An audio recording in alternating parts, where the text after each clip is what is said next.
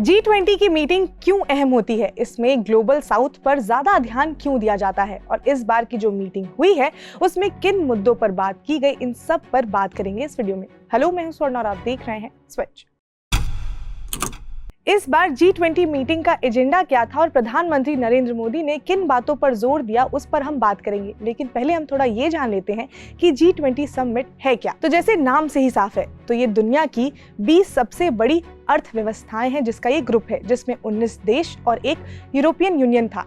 और 2023 में इस ग्रुप में अफ्रीकन यूनियन भी जुड़ गया, जिसमें economic corporation and financial corporation पर जोर दिया जाता है। G20 समिट दुनिया के 65% आबादी को रिप्रेजेंट करता है। इसके साथ ही साथ ग्लोबल ट्रेड का ये 79 और दुनिया की जीडीपी का ये 85% का जो हिस्सा है उसको रिप्रेजेंट करता है। अब थोड़ा ये भी जान लेते हैं कि क्यों इसे बनाया गया था। तो 1997 में एशियन फाइनेंशियल क्राइसिस आया था, जिसका इम्पैक्ट जो था वो इंडिया पर भी देखने को मिला था, जिसको ध्यान में रखते हुए ही इकोनॉमी और फाइनेंस पर देश मिलजुल कर बात कर सके, जिसको देखते हुए इसे बनाया गया था। इसलिए 1999 में इसका गठन किया गया।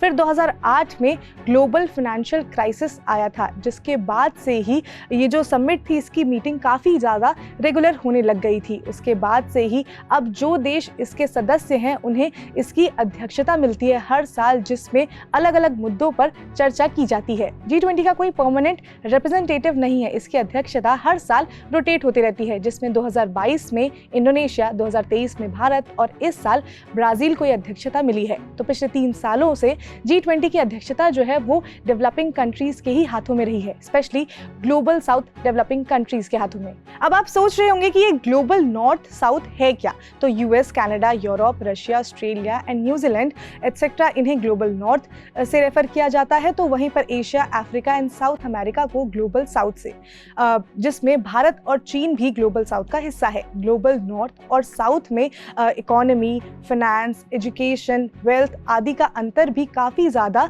क्लियरली देखने को मिलता है। हालांकि अब ग्लोबल साउथ में कुछ देश ऐसे हैं जो तेज़ी से आगे बढ़ रहे हैं, जिस लिस्ट में भारत का भी नाम जो है वो शामिल है। G20 में ग्लोबल साउथ का रिप्रेजेंटेशन ज़्यादा देखने को मिलता है, इसलिए इसे ग्लोबल साउथ की आवाज़ भी कहा जाता है।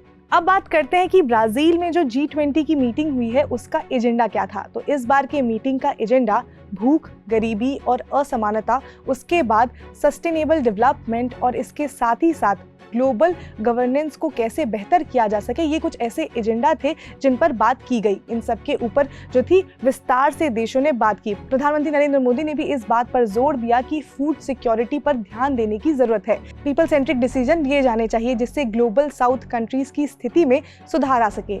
तो इन सबके तार जो है वो जुड़ते हैं रूस यूक्रेन युद्ध से। तो रूस यूक्रेन युद्ध का जो असर है वो fertilizer, crude oil, edible oil, इन सब के दाम पर प्रत्यक्ष रूप से देखने को मिला है, जिससे F³ यानी कि फूड, फ्यूल, फर्टिलाइजर ये अफेक्ट हुए हैं, जिसका सबसे ज़्यादा असर जो है वो ग्लोबल साउथ देशों पर ही पड़ रहा है। जिस वजह से ऐसा ना हो सके, इस पे ज़्यादा इम्पैक्ट ना पड़ सके, इस पर ध्यान देने की ज़्यादा ज़रूरत है। इन सब बातों को प्रधानमंत्री नरेंद्र मोदी ने अपने जो भाषण था उसमें कहा। तो अभी किसी को भी नहीं पता है कि रूस और यूक्रेन का युद्ध जो है वो कब खत्म होगा, लेकिन इसका जो प्रभाव है उसको कैसे कम किया जा सके, इन सब के बारे में इस मीटिंग में चर्चा की गई। तो G20 की जो मीटिंग है वो हर साल की जाती है। इस बार ये मीटिंग जो थी वो ब्राज़ील में हुई, जिसमें प्रधानमंत्री नरेंद्र मोदी भी गए थे और इन सब मुद्दों पर बात की गई जिनके बारे में मैंने शुरुआत में कहा है। तो अब आई होप आपको ये समझ में आ गया होगा कि G20 की मीटिंग है क्या और इस बार का एजेंडा क्या था और किन मुद्दों पर बात की गई। तो अगर आपको वीडियो इन्फॉर्मेटिव लगी हो तो लाइक करें, शेयर करें, सब्सक्राइब करें स्विच को।